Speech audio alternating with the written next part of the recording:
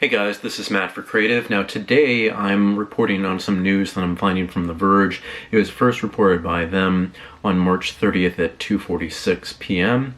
and it's about Amazon warehouse workers walk out in rising tide of COVID-19 protests. So this kind of hits close to home. This happened at their Staten Island facility, or JFK 8 as they call it, and I'm here in New Jersey, just a stone's throw away from that area. Alright, so the subheadline goes, as Amazon workers across the country test positive for the virus, employees believe collective action is the only way to get the company to meaningfully clean its facilities. So what they mention here later in the article is the last cleaning that happened at this facility was on March 18th, where it temporarily closed, just to have that done. Now, if you know that most businesses around here, they go through about daily cleaning, if not after person by person. It's a little bit odd to see that Amazon is a company that's not actually doing this, but maybe they're taking different actions. Maybe they only closed it to clean, but maybe they're doing intermittent cleaning. It's not clear by this article. So, workers at Amazon's Staten Island, New York fulfillment center walked out today to protest the company's response to COVID-19 infections among its warehouse employees. Amazon has confirmed one case of coronavirus at the New York facility, but workers say that there has been at least 10, and the company has failed to notify workers or properly clean the warehouse. Now they are calling for Amazon to shut down the facility for 2 weeks for deep cleaning. Just to begin, closing it down for 2 weeks, I think is way too long. I think there needs to be a round-the-clock, maybe, cleaning of separate areas. You need to protect the workers, because without the workers, the facility goes down, and this is not a time to hire new workers and bring them into a space where they may have these cases and may not be treating people well. People may not go into it. But then again, people looking for work may be looking for work any which way that they can right now. It really does depend. But I see the 2-week closure for cleaning as unrealistic. Now, in a perfect world, close everything. Close everything, clean everything, make sure people are separate. Everybody should have masks and gloves and dispose them after every time they touch an individual thing. But there comes, this is just reality where we can't actually close something that long, especially Amazon. Delivery is going to be the backbone of getting things to people, with a lot of stay-at-home orders being implemented in Virginia and Manhattan, and there being a stricter social distancing policy in New York City. Things are just going up and up.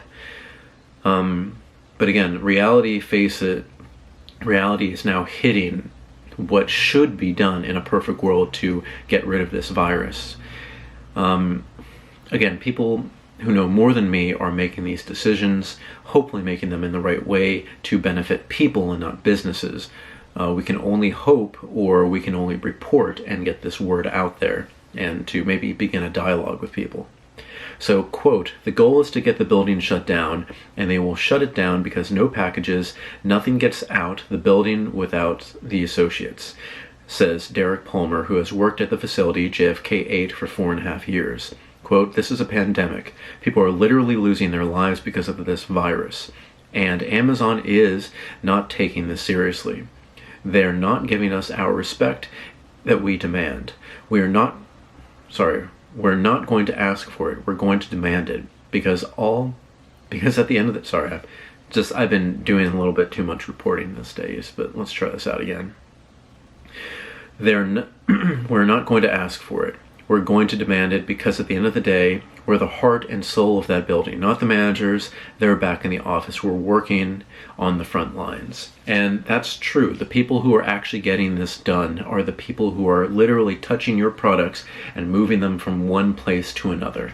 And every time you touch something, it could have been infected by somebody else who previously touched it. It's a long chain of things where, in my mind, it's almost inevitable. Anybody working maybe at a pharmacy or a distribution center or a grocery store, if you slip up once, maybe not, sanitizing your hands or putting the gloves on if you have them and can take them off in the appropriate time, and maybe wear the filtration mask, the N95 mask. If you don't do that regularly, I think it's only a matter of time before those people do get it.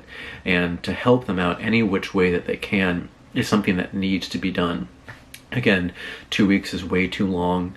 It has to be something that maybe they close off sections of the facility, clean there, move everybody, clean there, move everybody, clean there, and just continue to have that operational, because right now I do believe that Amazon is focusing on more of the essentials being shipped, because the times that I've looked online just to order parts for my camera, you know, for doing more things like this, April 25th and 28th are the dates that I do see, so that's about a month ahead of where we are right now, and that's non-essential. So so they're really trying to get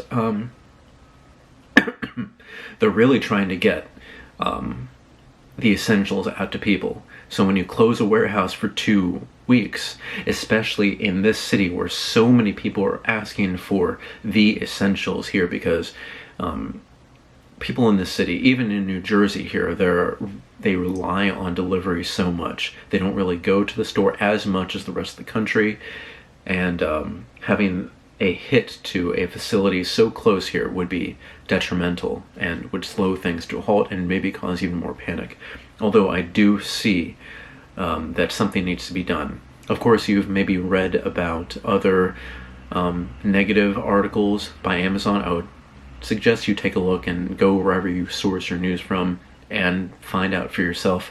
But the things that I have heard, at least, have not been favorable, and I would like Amazon to do more in general. Let's see if we have anything more. Amazon has closed facilities only when forced to do so by government order or worker protest. A lot of the stores, especially the one that I worked at, where we do have things like Advil and paper towels and toilet paper, we only closed after the non-essential... Actually, no, wait. Did we close? So yes, in New York City, the non-essential business...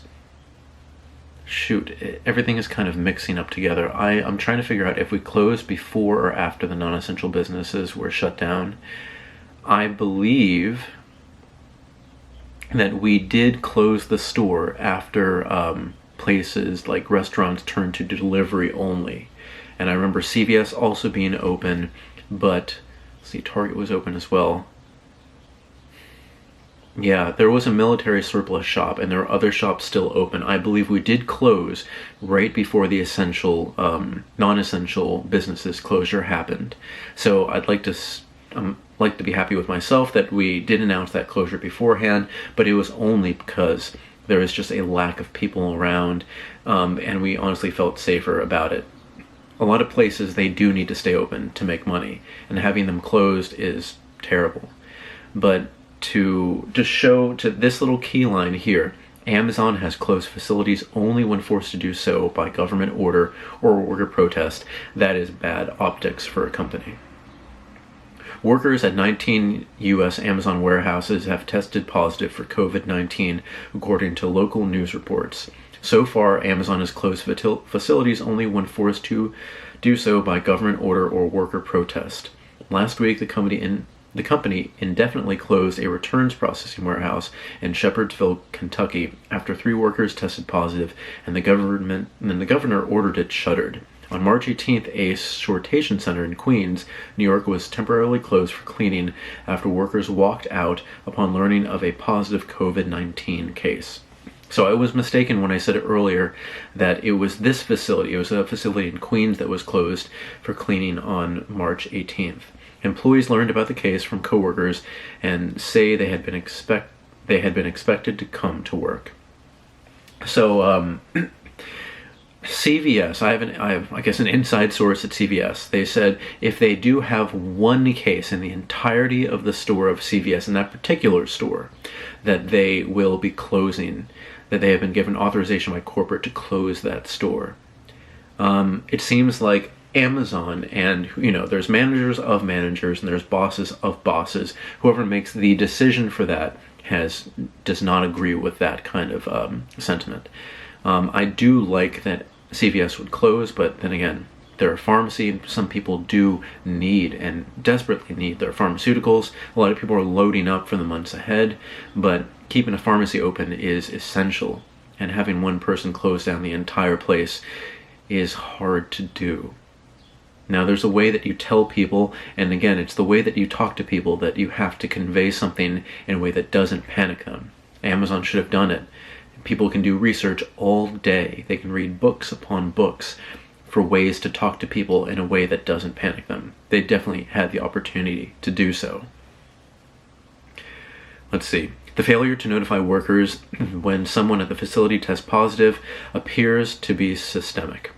Last week, The Verge spoke with workers at several warehouses across the U.S. who learned of COVID-19 cases from coworkers. At JFK 8, Palmer says the first case was confirmed on March 12th, but workers were only told several days afterward when managers walked the floor and told employees in person. But the facility is staffed by more than 4,500 workers and is 855,000 square feet, so many learned of the incident through hearsay much later.